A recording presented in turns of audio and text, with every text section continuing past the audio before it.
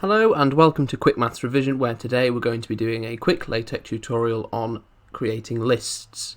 So what we'll be doing is we'll be using the Itemize and the Enumerate functions. So what we'll do is we'll begin by creating a section in our document, which is \section and then whatever you want to call it. So let's call it types of living things, for example.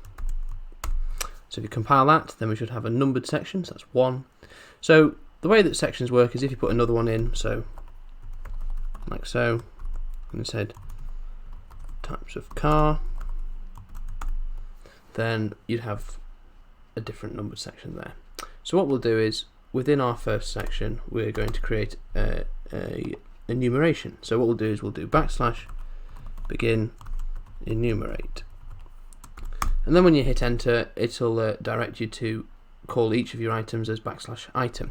So for our types of living things, we'll say we've got plants, and then a new item, and then we'll say animals. There we go. So there we go. So we've got numbered there 1 and 2, plants and animals.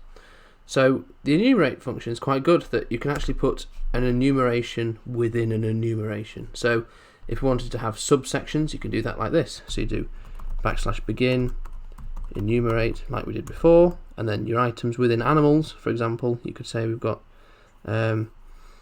reptiles,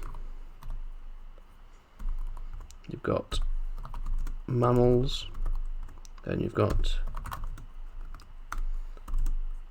birds, and then when you compile that, what you'll notice is we've now got A and B to enumerate these titles here. So what you could do is, similar to what we've just done, you can actually put one again within. So if you wanted to enumerate within the mammal section, you could do \begin enumerate, and then your items you could have, say, quadrupeds, and then you could do \item, and then you could say bipeds.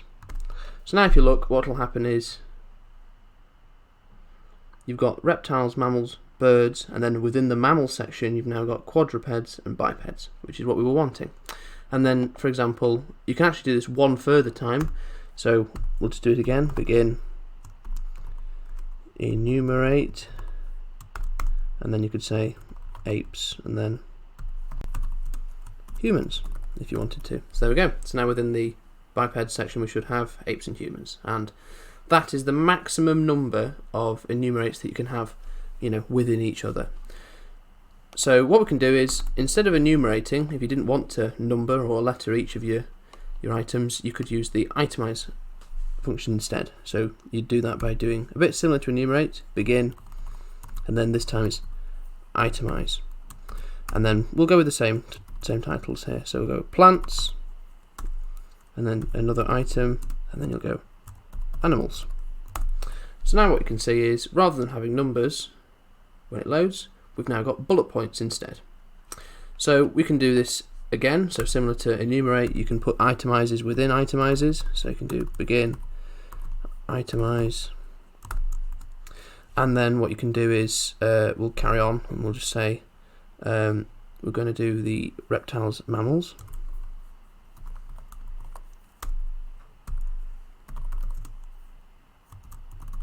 and then birds as well.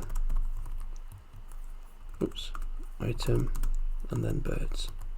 There we go. So hopefully now, there we go. Oh, just going a bit slow. Birds. There we go. That's all good. And then I could just carry on and keep putting itemizes in, and then you could see what each of the symbols becomes, but it's kind of a bit pointless. So what you can do is actually, similar to putting itemizes within itemizes and enumerates within enumerates, you can put an enumerate within an itemize, like so. And then, so within birds you could say household or wild if you wanted to. So now if you look at this, we've now got an enumeration within our itemize, and hopefully with all of this you've got enough tools to be able to create some good different types of lists within LaTeX.